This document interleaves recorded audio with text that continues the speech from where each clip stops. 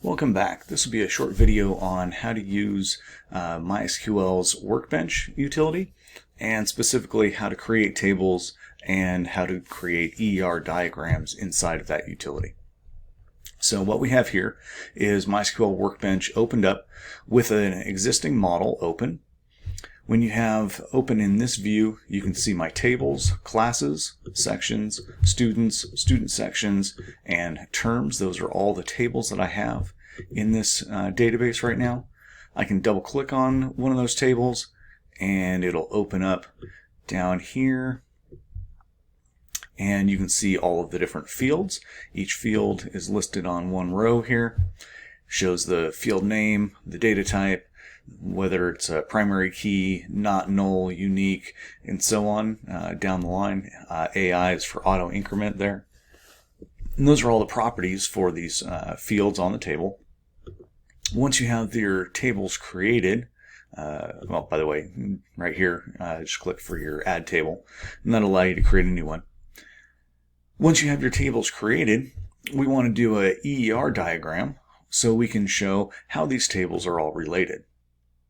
And I can just click and drag the tables from the little left side there out onto my canvas. So I'll drag my students out there.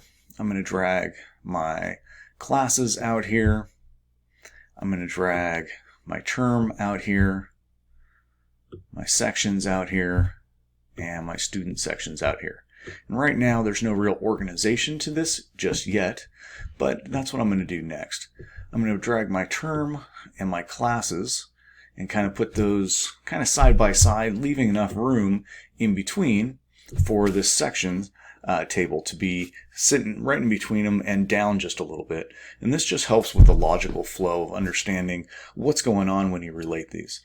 A section is the instance of a particular class in a particular term.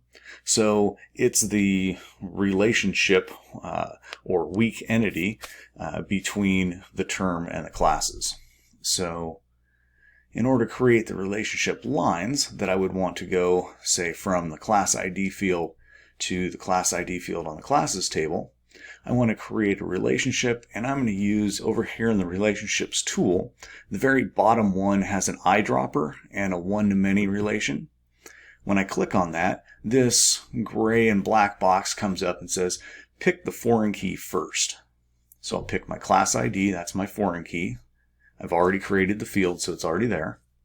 And then it says, all right, now pick the reference column. That would be the column that it relates to, the primary key, over here on classes. And when I do that, I now have a one-to-many relationship from the classes table, class ID field, to the sections table, class ID field. I'm going to repeat that for the term ID relating to the term table. And now I have the relationships between the term and the section and the classes and the section. Now I'll bring the sections table over here, and the sections, the student sections table is where you relate a student to a particular section. So again, we'll select this little eyedropper tool for our relationships.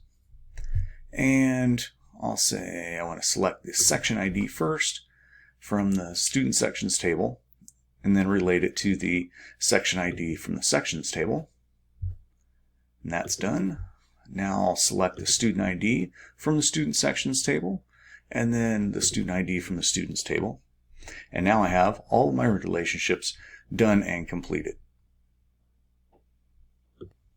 One thing I didn't show was how to set up the relationship lines using this one and many notation. To do that, you go up to your model menu, and this is probably not going to show on the